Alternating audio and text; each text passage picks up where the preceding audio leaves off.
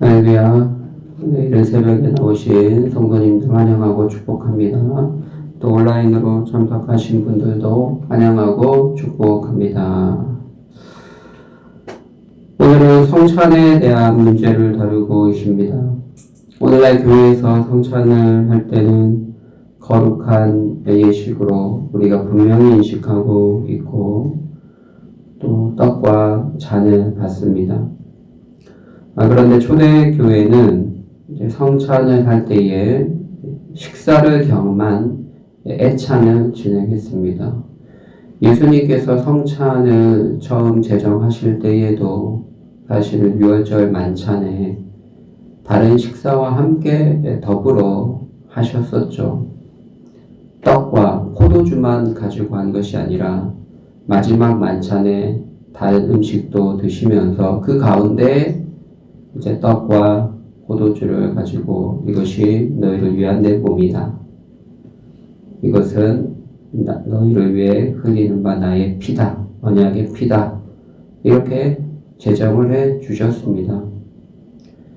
그래서 오늘날과 달리 그 당시 초대 교회는 교회에 모일 때에 우리처럼 큰 식당이 있는 것이 아니니까 자신들이 먹을 음식을 싸온 것이죠. 그래서 자신들이 먹을 음식과 음료를 싸와서 그 가운데 이제 떡과 포도주도 있는 것이죠. 함께 애찬을 하고 그리고 말씀의 의미도 듣고 그리고 떡과 포도주를 나누어야 되는데 그런데 성찬보다는 이 애찬의 의미가 먹는 것이 훨씬 더 강조되어서 집에서 음식을 싸워서 시간이 기다렸다가 함께 정해진 시간에 해야 되는데 배고프니까 먼저 먹어버리는 사람들이 있었다라는 것이죠. 특별히 어떤 사람들이 그랬느냐. 부유한 사람들이 그런 경향이 있었다라는 것입니다. 이게 한두 번 어쩌다가 하고 지나간 것이 아니라 매번 애찬을 할 때마다 이런 일들이 빈번하게 발생했던 것처럼 보입니다. 그래서 모일 때에 18절에 보니까 분쟁이 있다. 근데 너희를 칭찬할 수가 없다. 그러면서 하는 말씀이 21절에 보니까 먹을 때에 각각 자기의 만찬을 먼저 가져다가 먼저 먹어버리는 거예요.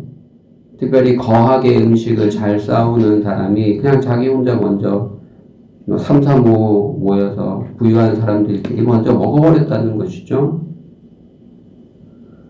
그래서 어떤 사람은 도착해도 먹을 것이 없었고 또 어떤 사람은 이미 배불리 먹고 또 심지어 취하기까지 하고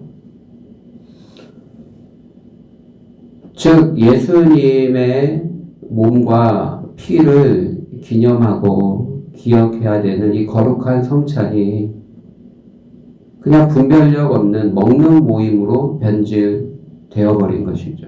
또 그런 과정에서 다소 늦게 도착한 사회적 약자들은 제외되고 가진 자들만의 그냥 만찬 자리로 전락하고 말았던 것입니다. 그래서 22절에 책망하기를 야 너희가 먹고 마실 집이 없느냐? 너희가 먹고 마시는데 의미가 있다면 너희 집에 가서 너희들끼리 먹고 마셔라. 하나님의 교회에 와서 먹고 마시는 의미가 뭐냐? 먹고 마시는 데 있지 않고 함께 모여서 성찬을 하는 데 있지 않느냐. 그래서 그 의미를, 영적 의미를 강조해주고 있습니다. 그냥 맛있는 음식 싸와서 배고프면 후다닥 먹고 그런 의미가 아니다. 그럴 거면 집에 가서 먹지 왜 교회까지 싸들고 와서 먹겠냐. 그 안에 성찬이 있었기 때문에 함께 기다렸다가 같이 주의 떡과 잔을 대해야 된다. 그리고 그 의미를 알아야 된다. 그 의미를 뭐라고 얘기합니까? 24절에 그 첫 번째 성찬의 그 첫 번째 의미는 기념하는 것이죠. 떡을 대할 때 이 떡이 너희를 위한 내 몸이다. 우리를 위해 찢기신 그 몸, 그 살을 기억해야 하는 것이고 기념하는 것이고 또 잔을 대할 때는 우리를 위해 흘리신 바 그 보혈을 기억하고 기념하는 것이죠. 그렇게 기억하고 기념할 때에 단순히 기념만 되는 것이 아니라 특별한 은혜를 하나님이 주십니다. 예수님은 하나님 보좌 우편에 계시지만 그분은 부활하신 몸을 가지고 하나님 보좌 우편에 계시지만 인성에 따라서 그의 인성은 하늘에 계십니다. 이 떡과 포도주가 예수님의 몸이나 예수님의 진짜 살이나 예수님의 피로 변하는 것은 아닙니다. 우리가 화채설을 거부하죠. 받아들일 수가 없죠. 그거는 회개망측한 교리입니다. 예수님의 몸과 살이 되면 예수님이 반복적으로 우리가 성찬할 때마다 희생되는 꼴이 되는데 그거는 맞지 않죠. 히브리서에도 보면 단 한 번에 우리 죄를 위한 영원한 제물이 되셨습니다. 단 한 번에 끝내버렸어요. 십자가에서. 또 반복해서 희생될 필요가 없습니다. 그래서 우리는 화채설을 받지 않습니다. 아주 비성경적인 교리고 이교의 철학이 반영된 교리입니다. 우리는 떡과 잔을 대할 때 기념하는 거예요. 기억하는 거예요. 예수 그리스도의 죽으심을 기억하는 것이죠. 단순히 기념을 넘어서 큰 은혜를 주십니다. 그래서 예수님께서 하나님 보좌 우편에 계시지만 인성과 신성 두 본성이 있지 않습니까? 예수님은 완전한 하나님이시고 완전한 사람이십니다. 그래서 인성을 따라서는 하나님 보좌 우편에 계시지만 신성을 따라서는 온 우주 가운데 충만하시기에 우리 가운데 강하게 임재하셔서 은혜를 경험케 하신다.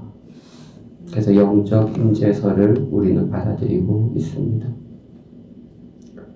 또 두 번째는 이렇게 우리가 성찬을 대하며 떡을 우리가 지금 이렇게 다 썰린 조그마한 떡을 받지만 원래 빵을 찢어서 이렇게 먹는 것 아닙니까? 그러니까 우리가 한 몸 공동체였다. 우리가 서로 연결되고 결합된 주 안에서 한 몸 공동체임을 기억하는 의식입니다.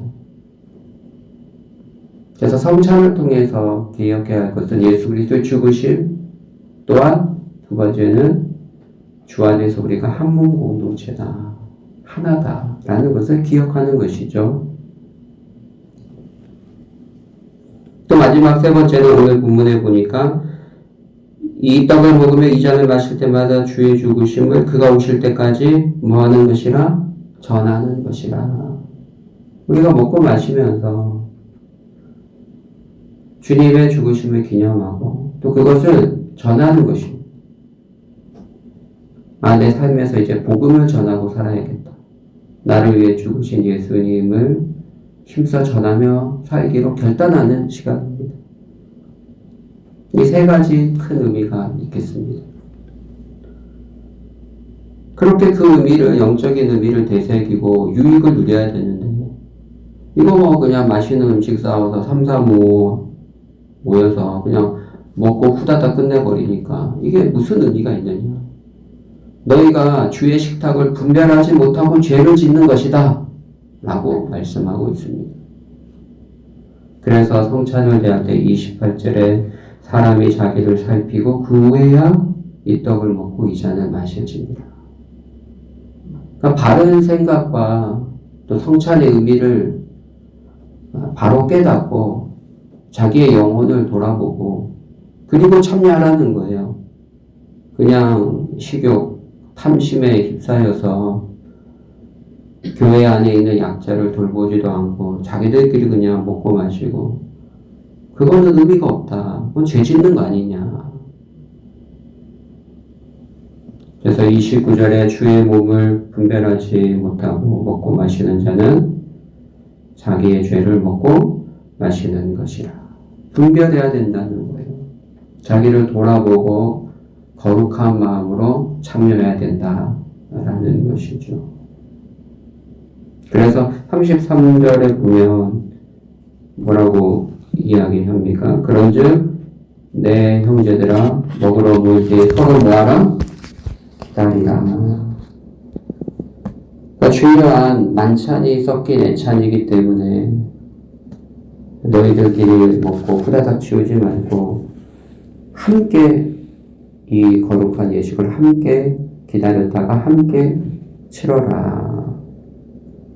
이기적인 생각, 자신의 그 순간의 욕심을 채우기 위해서 이런 거룩한 예식을 폄훼하지 말고 망가뜨리지 말고 교회 공동체 안에 차별 없이 분열 없이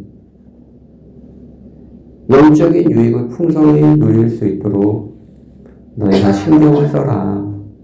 그런 의미의 말씀입니다.